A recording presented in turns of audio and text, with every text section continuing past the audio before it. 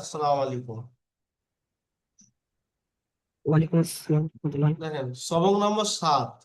সবক নম্বর 7, ইয়া সাকিনের ডান দিকে জের হলে ইয়া মাদ্দা হয়। সবক নম্বর 7-এ কি আছে? ইয়া সাকিনের ডান দিকে জের হলে ইয়া মাদ্দা হয়। যেমন দেখেন, ভালো করে দেখেন, এই ইয়ার উপরে সাকিন দেখতে পাচ্ছেন, যে ছোট্ট মতো বিরাট মতো যে হরফটা, এটা হচ্ছে কি কি অক্ষরটা, এটা হচ্ছে কি সাকিন।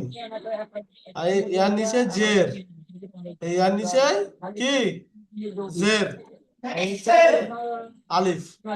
আলিফ এই এটা হচ্ছে অক্ষর। হুজুর শোনা যায় না, শোনা যায় না। ভালো করে শোনেন, তাহলে ইয়া সাকিনের ডান দিকে জের, ইয়া সাকিনের ডান দিকে জের থাকলে কি হয়? ইয়া মাদ্দা হয়। কি হয়? আমার না। হ্যাঁ। ইয়া সাকিনের ডান দিকে জের হলে ইয়া ইয়া মাদ্দা মাদ্দা হয়।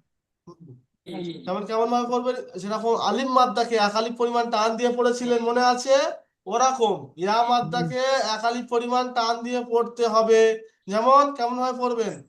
হামজা ইয়াজের ই, বা ইয়াজের বি, তা ইয়াজের তি, সা ইয়াজের সি, জিম ইয়াজের জি, হা ইয়াজের হি, খ ইয়াজের খি, দাল ইয়াজের দি, জাল ইয়াজের জি। হুজুর শোনা যায় না, শোনা যায় না। সাউন্ডটা বাড়িয়ে নেন আপনার মোবাইলের। র ইয়াজের রি, জা ইয়াজের জি, সিন ইয়াজের সি, শিন ইয়াজের শি, সদ ইয়াজের সি, দত ইয়াজের দি, ত ইয়াজের তি, জ ইয়াজের জি, আইন ইয়াজের ই, গইন ইয়াজের গি, ফা ইয়াজের ফি, কফ ইয়াজের কি, কাফ ইয়াজের কি, লাম ইয়াজের লি, মিম ইয়াজের মি, নুন ইয়াজের নি, ওয়াও ইয়াজের বি, হা ইয়াজের হি, হামজা ইয়াজের ই, ইয়া ইয়াজের ই। তাহলে বুঝে এসছে? জি হুজুর। হুম। দেখেন এবার মস্ক সবকটা শোনেন। দাল ইয়াজের দি, নুন ইয়াজের নি, দি নি, ফা ইয়াজের ফি, হাজের হি। হা হচ্ছে কি হারাকাত, হারাকাত একটুও টান হয় না। ফা ইয়াজের ফি, হাজের হি, ফি হি। হামজা জবর আ, র জের রি, আরি, নুন ইয়াজের নি, আরি নি। কাফ জের কি, তা আলিফ জবর তা, কিতা, বা ইয়াজের বি, কিতাবি।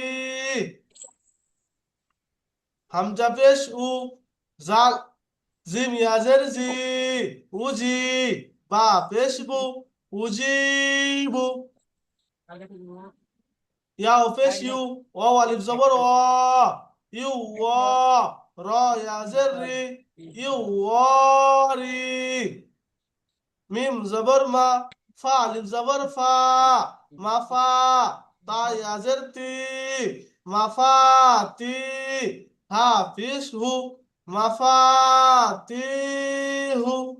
র আলিফ জবর র, জা, জা জের জি, র আলিফ জবর র, জা জের জি, রজি। কফ আলিফ জের, কফ ইয়াজের কি, রজিকি, নুন জবর না, রজিকিনা। তাহলে দেখেন, অ মাত্রাটা দেখেন, অ সাকিনের ডান দিকে পেশ হলে অ মাত্রা হয়। অ মাত্রাকে সর্বদা একালি পরিমাণ টান দিয়ে পড়তে হয়। যেমন হামজা পেশ উ, বা পেশ বু, তা পেশ তু, সা পেশ সু, জিম পেশ জু, হা পেশ হু, খ পেশ খু, দাল পেশ দু, জাল পেশ দু, র পেশ রু, জা পেশ জু, সিন পেশ সু, শিন পেশ সু, صاد فيس سو، ضاد فيس دو، طا فيس تو، ظا فيس زو، عين فيس او، غين فيس غو، فا فيس فو، قاف فيس خو، কাফ ওয়াও পেশ কু, লাম ওয়াও পেশ লু, মিম ওয়াও পেশ মু, নুন ওয়াও পেশ নু, ওয়াও ওয়াও পেশ উ, হা ওয়াও পেশ হু, হামজা ওয়াও পেশ ইউ, ইয়া ওয়াও পেশ ইউ। তারপর দেখেন নুন ওয়াও পেশ নু, হা পেশ হু, নু হু। ওয়াও সাকিন দেখেন ওয়াও এর উপরে যে সাকিন, আর এই অও সাকিনের ডান দিকে পেশ, তাহলে অও সাকিনের ডান দিকে পেশ থাকলে কি হয়? অ মাদ্দা হয়। অ মাদ্দাকে সর্বদাই ইয়া মাদ্দার মতো একালি পরিমাণ টেনে পড়তে হয়।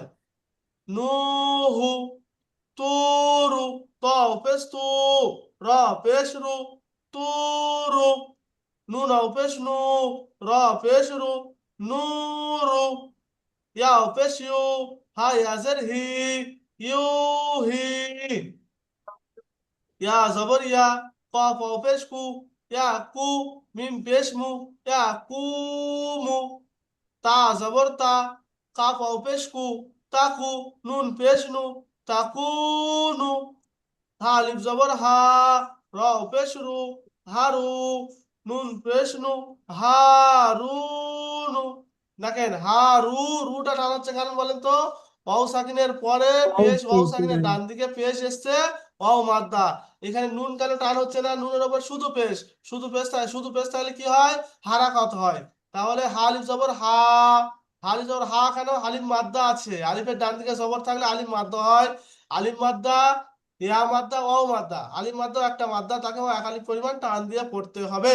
যেমন হারুনু, করুনু, কফ আলিফ জবর ক, র পেশ রু, করু, নুন পেশ নু, করুনু।